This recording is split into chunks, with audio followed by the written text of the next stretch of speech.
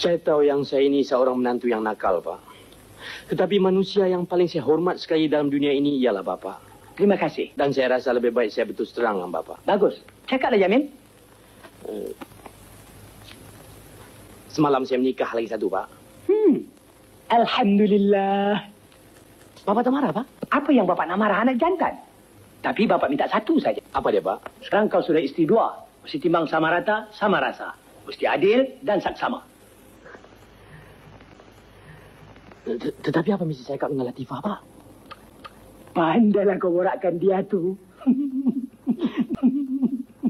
Terima kasih, Pak. Sama. Jamil. Ya, Pak? Selamat berganti baru. Allah panjangkan usia Bapak mertuaku. Amin.